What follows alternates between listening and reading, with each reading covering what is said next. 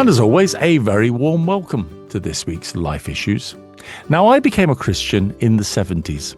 I was a white male teenager with a burgeoning and sometimes very angry social conscience, which I always thought reacted laudably to a time of casual racism and sexism and ageism. But having grown up and come to faith in a Protestant Pentecostal tradition, I confess that Mary, the mother of Jesus, never really featured that much in my faith development story. Oh yeah, I respected the obedience of the handmaid of the Lord, and indeed the power of being the Lord's chosen, but the ethereal, holy, standing to one side with a radiant smile, it never really caught me. A bit like Canadian author Anne Theriault, who was more inclined towards your Miriams, your Deborahs, your Esthers, your Mary Magdalenes than the ever beatific Virgin Mary. The thing is, the moment you start to look at a biblical Mary, see her choices, words and actions in the actual context of what her life was like, you see some validity to Anne and others' point that there may be evidence in the Gospels of a much more powerful biblical figure, one who was a prophet in her own right, who held subversive, maybe even anti-imperialist views, and whose role in shaping Jesus' ministry was more powerful than is typically believed. And I wonder if the sometimes insipid imagery of a white, often blue-eyed, westernised Madonna with only her hair colour as a nod to her true ethnicity, deified into an unattainable ideal by Catholicism and sidelined into an image of subservience by the Reformation, actually hides the truth of a woman who had, to quote Chinny MacDonald's book, three distinct roles: those of disciple, prophet, and mother. And perhaps that is a truth that has been hidden deliberately, because over the years, the truth is that Mary has been used as a symbol to shape and pressure expectations on good Christian women and mothers, so that they will conform perhaps to what the men around them expect. Now, in recent years, there has been a growing conversation about this. Songs have been written about the reality of that silent night. Sermons have been preached. Articles and books have been published. And even old anti-discrimination war horses like me have woken up to the fact that we may be selling Mary short and missing something important. Chinny MacDonald's book is called Unmaking Mary. It's published by Hodder and Stoughton, and Chinny is with me for this week's Life Issues. So, Chinny, are we selling her short? Hi, Paul. I think we absolutely are selling her short, and we're also selling women short in general. But let's talk about Mary as to start with. I, like you, was raised in the kind of Protestant evangelical tradition, and I've been a woman all my life, and I too was not really inspired or interested by the person of Mary. I was much more interested in the big male characters of the Bible. I probably only heard about Mary about once a year at Christmas. Yes. And the story that was told about Mary was that she said yes. It was all about her consent and her obedience to bearing the Son of God. So what I took from that was that I, as a woman, should emulate Mary, and the kind of main thing about me should be that I say yes, that I should be obedient, and that I should kind of bow to authority. I should be strive to be a good woman, a good wife, a good mother. Now, these are all good things. These aren't bad things. But what I think, and where I think we've sold Mary short, is that that's not all that she is or was. And I don't think that we are getting this kind of very one-dimensional idea of who Mary is from the Bible. I think what's been extrapolated from Mary's story is seen through the ways in which Mary's been portrayed in art. If you think about most of the kind of Western art, European art over the past few centuries, you can imagine her, you picture her as white, you picture her as blue-eyed probably, and you picture her as probably with her head tilted to the side, looking obedient, subservient, very calm, docile. She's probably looking only at her child, at her precious baby. So those are the kind of dominant places in which we find Mary portrayed, and we see that through culture, and we see that through theology, and we see that through the church. But there are much more interesting stories about her in the biblical narrative itself. And that's the thing, isn't it? I mean, I made the point a few minutes ago about when you look at her in the biblical context, in the biblical reality, and you start to see a woman who's incredibly strong-minded, a woman who effectively, it seems, for a good chunk of her children's life, was a single mom. You see her within the context of, gathering up all this information that's happening around Jesus and, storing it up in her memory. So, where did the gospel writers get a lot of that information? I think it's pretty obvious. They got it from his mom. There's all that sort of stuff that goes on. And yet we do give this... You're right. It's a two-dimensional thing. What were the things that, as you started to research this and look at the book, what were the things about her that really challenged you as a modern, heart for God Christian woman? Well, I'd say that there are a number of different kind of vignettes, I guess, in the New Testament that point to who Mary is. But I'll start with some of the historical evidence about who Mary was that kind of are beyond the Bible. So if you look at some of the earliest historic Christian documents or images of the early church, you'll often find Mary in amongst the disciples. You'll often find her portrayed as a leader with her arms raised up in the air in this kind of prophetic stance. She's mentioned in Acts as someone who was there at the kind of the birth of the church.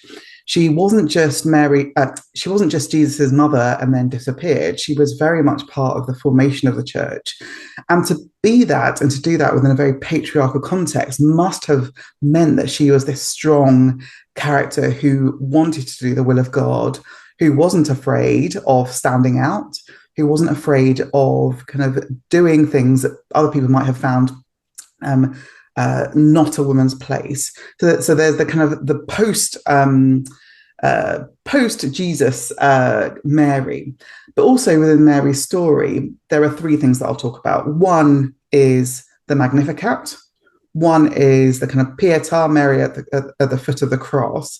And the other, I'll start with, which is one of my favorite stories now in the Bible, the most kind of real when it comes to motherhood for me. So it's the story of when Jesus goes missing for 3 days. And Mary and Joseph kind of for 3 days after they left the temple, they're like, oh, where's Jesus? And every mother and every parent knows that feeling of where are they? They've gone. That kind of anxious looking around. They kind of go back and find him. And she says, didn't you know that we would be worried about you? And he says, well, didn't you know I'd be in my father's house? And that sense of worry, that kind of maternal anxiety of wanting your children to be safe was just a very real moment for me. But from that story, we've seen many examples of theologians, particularly Catholic theologians over the years, try to explain that away, trying to explain worry away as sinful. So it couldn't have been, Mary couldn't really have worried because she was perfect. This idea of kind of worry being imperfect in some way is very interesting to me when it's clearly part of the maternal experience. So there's that story. And then there's the Magnificat. So before Mary has Jesus, the visitation where she visits Elizabeth, and she sings this prophetic song, which, as you say, is this kind of anti-imperial, prophetic, strong song in the kind of line of Hannah's song. It kind of mirrors Hannah's song in the Old Testament. There's this story of the powerful being cast down, the rich being sent away empty. This very outward-looking song, as in the moment at which she's about to become a mother. And then there's the Pietà. So yes, I talk about lots of European artwork painting this very perfect image of Mary, but the Pietà image, which is Mary cradling the dead body of Christ, is Mhm. also quite a prominent artistic representation of Mary's story.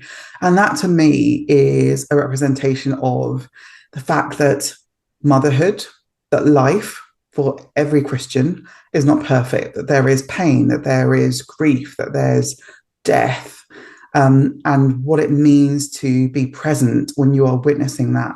So that those to me are some of the stories that make Mary much more real, much more gritty, and much more powerful than I think she's been represented. And it doesn't take much to scrape the surface of those stories and see those very points that you make. But they are points that we have been deflected from throughout church history. And even though in the early church, and I mean, there are lots of things in the early church that then subsequently got sort of pushed to one side, including the role of female leaders in the early church. But what was it that allowed us to so diminish, or maybe diminish isn't the word, pigeonhole such an important role, rather than expanding it, seeing the truth of it, allowing it to blossom, allowing it to grow in the way that we did with many of the male leaders of the church, early church? Why did we do that to Mary? Well, I think much of church history has been shaped and told through the lens of men. And I think there's something about male stories or female stories in the Bible. For some reason, it feels harder for men to identify with Mary, or for men to identify with the female figures of the Bible. It feels like, women should identify with women, men should identify with men, and if they're identifying with men, then those are the stories that they tell. So we go back to the patriarchs and the kind of male figures of our biblical stories, so David, Abraham, Isaac, Paul, the disciples, and we lose that because most of the time the stories have been told by men. I think there is a bit of a tension here, because in the Catholic Church, you could see that Mary is really almost venerated. Yes. She is very, very present in churches, in how prayer is done, often through her. She is not diminished, and yet she is the role of women in the Catholic Church hasn't necessarily played out in a kind of positive way, I would say, despite their kind of a love of Mary. So what's going on there? It's not just about celebrating or having images of, or having this kind of very high story of Mary. It's also about what the implications are for us today. So I think the reason it is almost as though, it's almost as though the sort of veneration of Mary actually sets her to such an unattainable level for any woman to, in inverted commas, measure up to, that actually that then becomes an instrument to condemn, repress, oppress women, with the expectations that are put on them. I mean, you write in your book about the expectations that are put on women in terms of maternal ideals and how motherhood is supposed to be. And it is very much, it's this perfect, you're sitting in the middle of a stable and, there are animals all around, and yet you're still perfectly turned out, having just given birth, having just travelled great distance, but, not a hair out of place. And that sort of expectation is a very real thing that has been used and has shaped perhaps Western society's expectations on motherhood. Oh, absolutely. And that is where I start the book. And really, that is that sense of expectation of what motherhood is supposed to be like is the main point that I'm trying to get at in my book. Because the reality of motherhood is so different to those very perfect images. And when we think about how motherhood has been portrayed over centuries, Mary is the most famous mother of all. She is the ultimate example of what a woman is supposed to be. She's the ultimate example of what motherhood is supposed to be. And various kind of church leaders, particularly in the Catholic Church, have talked about how Mary is the ultimate and that all women should strive to be like Mary. Now, we're at a disadvantage from the start in that she is a virgin mother. So it's obviously impossible. So this kind of impossible standard for mothers is kind of set up from the get-go.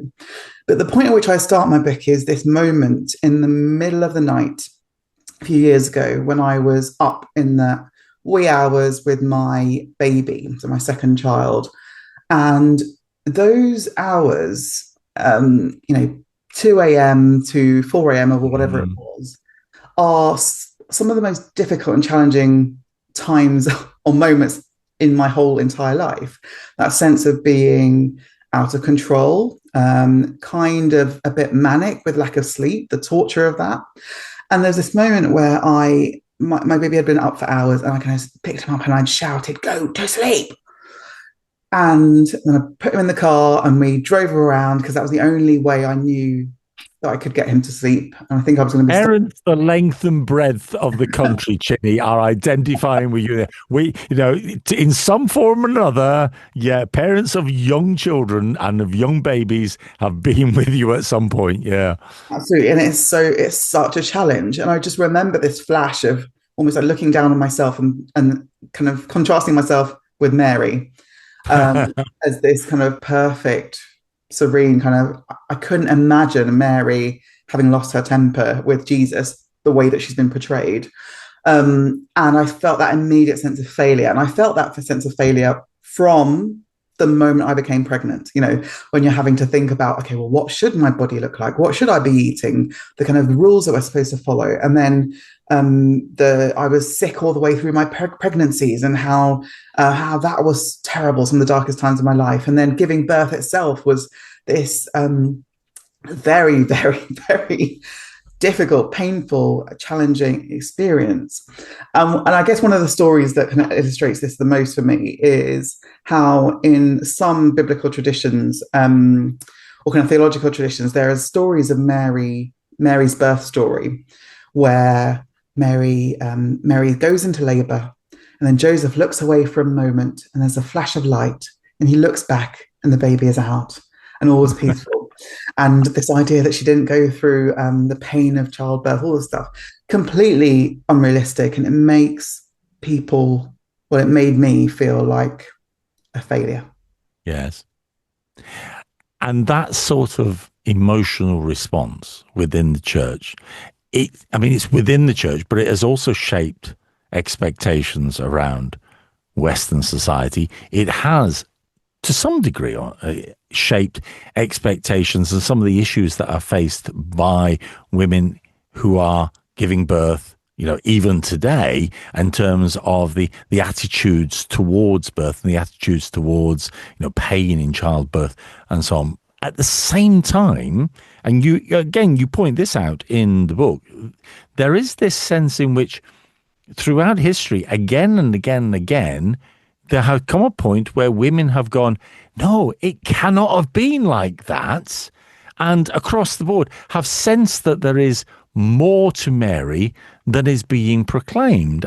So, at various times she has been both critiqued and hailed as an icon for the feminist movement. But there is something deep within us that kind of goes, no, there's more to this young woman who could respond to the angelic visit in the way that she did. There's no way she just then sat back and became a simpering sort of beatific smile in the background. Oh, absolutely not. And I guess I hear in your question, one of the things I think came out really strongly to me in thinking about Mary is that she's not just a role model or an interesting figure to mothers. You see Mary portrayed at all different points in her story. So before she becomes a mother, without the baby, so the Magnificat is without the baby. And often you'll see her portrayed in kind of some kind of feminist or activist movements with the Magnificat, so without a baby. You see her as a mother. You see her as a young mother. You see her as someone who has experienced the grief and who is kind of an older woman as well. Um, I struggle with this idea that sometimes we see in the Christian church, which is that all women should strive towards motherhood. I don't think Mm. that is the case, and we see that in the story of where Jesus responds to a woman and says, who says, blessed is the breast that fed you, and he says, blessed is anyone who follows my teachings. It's That's more right. Yeah. about being a mother. So I think that there's so much richness in what we can get from her story. One of the interesting things I found in researching the book also is that she is not just an icon to Christians. I read so many feminist, secular, mainstream books about motherhood. There's been a particular outpouring of them post-COVID. And even some of the kind of earlier ones, the ones from the 70s, all of them at some point talk about Mary as this model of motherhood. So it's, for me, one of the things that I find really interesting in all my work is how Christianity plays out in the secular and in the mainstream, and what stories are people getting from the Christian story. So that's one of the ways I think that is one of those almost touch points where the Christian meets the secular is in these stories of Mary and motherhood. What about expectations then? Now, is the church? I want to shape this question very carefully, but I don't think I can. So I'll just say, are we better at it now? Is there a better understanding now? Do we still put those same pressures and expectations on women when it comes to, well, I mean, across the board, when it comes to beauty, when it comes to holiness, when it comes to motherhood, when it comes to life? Mary has been used as a yardstick with that often condemned women, as you said, for centuries. Have we got over that? Now, I have to say that we've got over it a little bit. I think we are a bit better. I can't say that it's obviously the same as the Reformation or those times, but I think it shows up in really different ways and more subtle and pervasive ways. So I think that there would be hardly any church that you would go into that would say, like, all women should be like this, but it comes out in certain language. I tell the stories of a few kind of church leaders who talk about their wives in certain ways, use certain words that portray them as the ultimate, as the kind of being within this very particular sphere of the home. The reality is that many women now aren't just mothers, if I can say that, or just housewives. They are also kind of going out to work. So with that comes added pressures, I think. I think the feminist movement has failed, and that hasn't also taken away the burden of all the things that happen at home. But I think the church is not very good yet at liberating women from not just the kind of theological ideas about women as fitting into certain boxes, but also the secular ones, the mainstream ones that actually creep into the church. It's not just the church versus the secular. I think there's also, we're facing different pressures today in that I think that we are competing with other women, other ideals that themselves replicate Mary's ideals of motherhood. And you see that even through social media or Instagram. So think a lot about the trad wives movement on Instagram, which is a very social media phenomenon of women who post videos of themselves and pictures of them living a very traditional life, whether or not those are kind of factually correct. But they've often got 8 kids. They're often milking cows, making their own jam, living in very beautiful houses. Also happen to be married to millionaire men. Exactly, yes. But they're putting forward these ideals, and actually, today we have a different problem in that it's not. I would say when I was growing up, it was the celebrity models or people in magazines that I felt that I wasn't kind of not living up to. Now it's just other women because everyone is taking beautiful images of themselves on Instagram, and it makes all of us feel like everyone else has got it right apart from us. And that deep-rooted sort of seed that's been sown into the female psyche. And I mean, it is fair to say there's a lot of blokes who feel similarly when confronted with social media imagery. But the trouble is, it is based on a nonsense. We know that. We know it's based on filters and so on. And it's like the trad wife thing. I mean, my mum, for much of her life, would have been a trad wife. But her experience was like nothing like the nonsense we're seeing on social media about it at the moment. And it is, surely it is incumbent on the church not just to go, I suppose, not just to go, I'm going to be complicit in this, but to actually, and not just maybe even say, oh, well, we won't do it ourselves, but actually to speak out. We almost have to be activists in speaking out against this, don't we, in order to redress a biblical balance, which we see in the life of Mary, and the fact that God chose her to be right. God didn't favor men when it came to the core of his story. He chose a woman to be at the core of his story. Yeah, it is absolutely incumbent on us to be the salt and the light in whatever context that we are talking about. And one of the ways in which I think we can do this is to not, or actively try to not put forward this perfect image of what it is to be a Christian or what the Christian life is in any sense, to talk about the shadow sides, to talk about the challenges and the struggles, and the fact that despite, whatever is going on in our lives, that God is there in the midst of it with us. One of the things that we're doing at Theos actually is a big kind of research project on motherhood. It's called Motherhood Inside Out. And one of the things we're trying to understand is the feelings, the kind of the sociological, political, psychological, spiritual changes that happen when people become mothers. What is going on? What are people feeling? What are the challenges? What are the joys? What are the highs and what are the lows? And one of the things that's already kind of coming through as I've been thinking about some of this work is that there is no rite of passage or ritual or recognition of this moment, this profound moment of becoming a mother. So we have christenings, and they are about the baby. You have baby showers that happen often before a woman has become a mother. But there is no recognition of that profound thing that has happened that often changes people's ideas about God, about life and death, what it is to be human. And the church has had that in the past. There's a ritual in the Book of Common Prayer called the Churching of Women. That was got rid of a few decades ago because of this kind of the problematic sense of kind of uncleanliness in the 40 days after becoming a mother. But I think that we have lost something. And I think that that's something that the church could do again, could open up its doors to women to kind of talk about those things, including the pain and the infertility, miscarriage, loss, all of these kind of things that happen. So I think there are places in which actually the church can step in where there is a vacuum or within our mainstream and secular cultures of dealing with some of these very profound spiritual issues. Yes.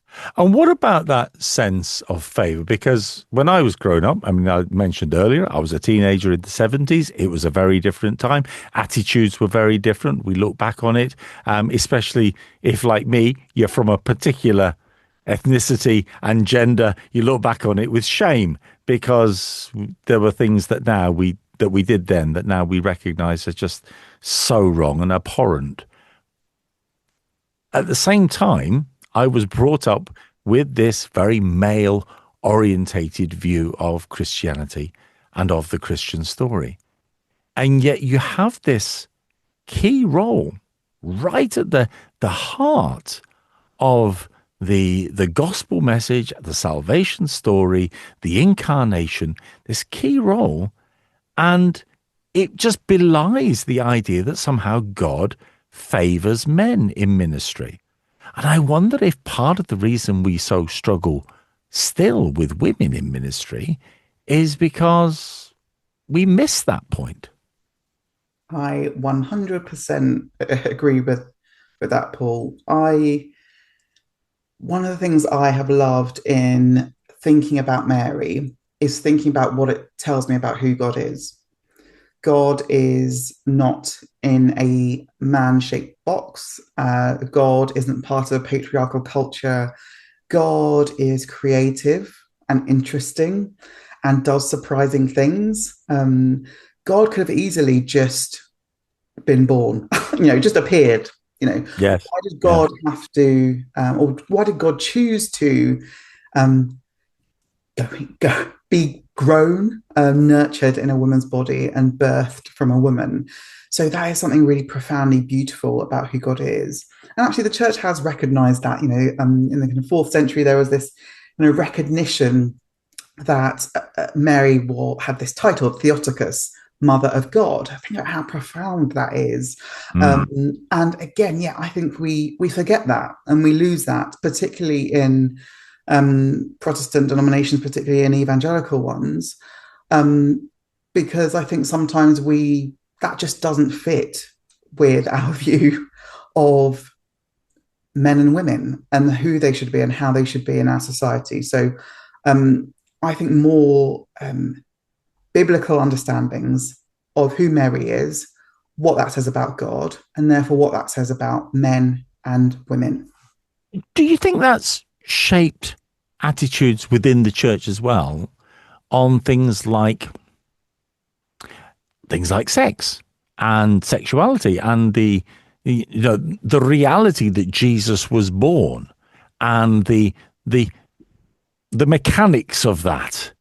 That is something that is, it's not, maybe not something that we want to make the sole focus of a conversation like this, but at the same time, it is something that has been effectively sanitized virtually to non-existence in church history. Oh gosh, yeah, this one this one is really tricky and challenging to kind of even try and understand or think about. And it's one of the things that I have almost kind of think it's just easier just to not think about it. But this idea of how God became human. There's been all sorts of things written about Mary's consent, about power, about all of these kind of dynamics when it comes to how it is that humans are made. But for me, I kind of rest on the fact that God is God, right? So I don't actually have to understand the mechanics of how this could happen. But what I do think our view of Mary as this virginal mother, and the kind of ideas within the Catholic Church in particular that she was a perpetual virgin, that she didn't have any other children. This idea that sex is bad, like actual sex is not a good thing. We don't want to talk about it. Good women don't do it, but yet are expected to at the moment they become wives. So all these kind of complicated ideas that are part of the kind of sanitization of womanhood and the sanitization of Mary in particular. And I think that has harmed women. I think that's harmed many women, particularly women who might have grown up in these contexts in which these were the kind of very contradictory views of who we are and who we should be. You called your book Unmaking Mary, and we should point out it's published by Hodder, written by my guest today, Chinny MacDonald, who is also director of the Theos think tank. Why do we need to unmake Mary, and what do you mean by that? Yeah, I think that we need to unmake Mary because she has been almost buried beneath patriarchal, fictional, mythical ideas about who she is, and also alongside that, what motherhood is. So what I want to unmake is this constructed Mary. So the Mary that we see when we walk through galleries and we see paintings of her as this kind of European, white-skinned, blue-eyed, perfect mother. If you think about that alone and you unmake that, you kind of tear away the layers of kind of patriarchy and Eurocentricness, what we see is the actual Mary, who is a brown-skinned Palestinian Jewish woman, who was a mother whose life was not perfect, whose motherhood faced all sorts of challenges, including the ultimate challenge of the death of her child.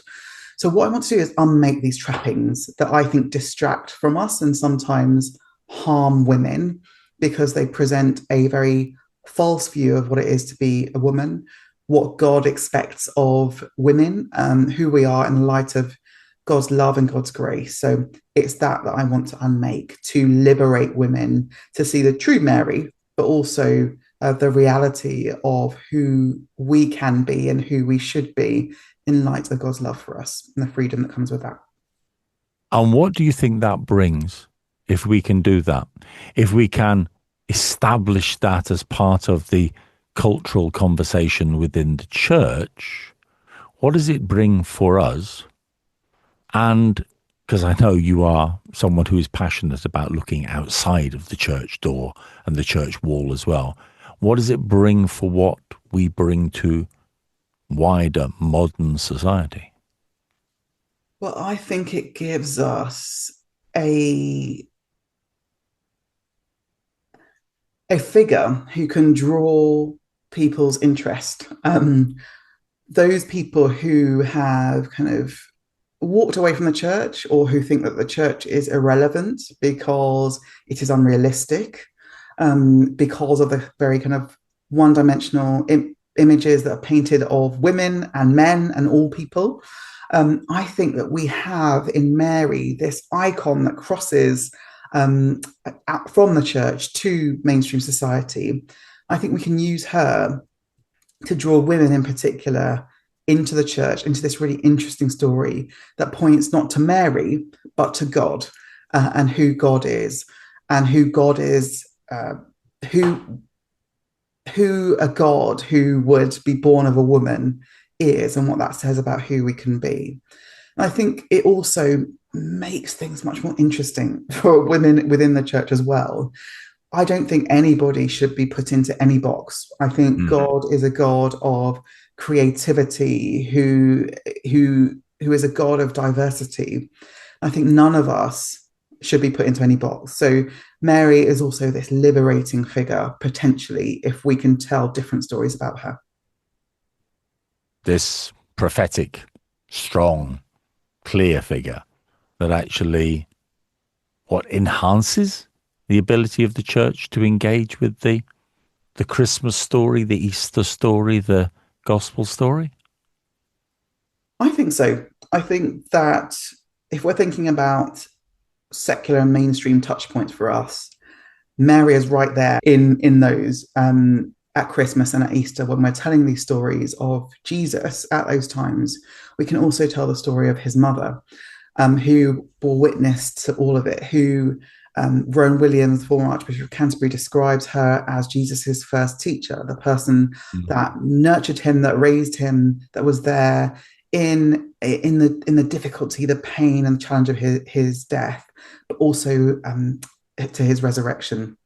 So I think we can absolutely use those times to enhance our own understandings of who Mary is, who we are, and who God is, and also invite people into this really rich story of womanhood.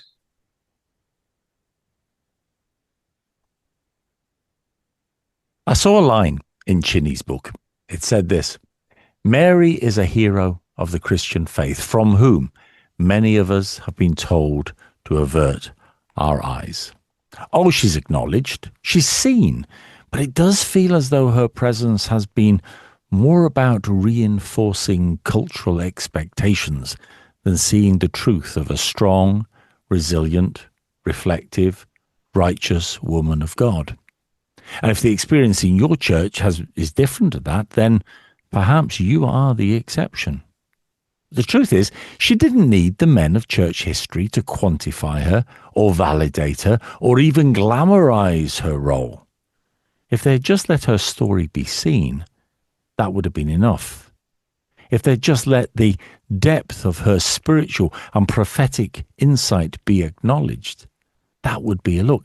Look, take a look at Luke chapter 1, what is sometimes euphemistically called her song, the Magnificat, the prophetic proclamation of the work of Messiah, the fulfillment of the covenant, the commentary on society's injustices, and the depth and majesty of her words. Chinny is right that we have used the image of Mary to constrain and restrain Christian women in so many ways, and have, as a result, alienated some from a Saviour who has no issue with strong women who are honest about their lives, because his mum was one. The book is called Unmaking Mary, published by Hodder, available online and in good bookshops. And of course, the author is my guest today, Chinny MacDonald. Chinny, great to speak to you again. Thank you for joining us. Thank you so much for having me. And thanks as well to Rachel, my producer for this week. You've been listening to UCB Life Issues. I'm Paul Hammond. Why not join us next week for another one? Ta-da!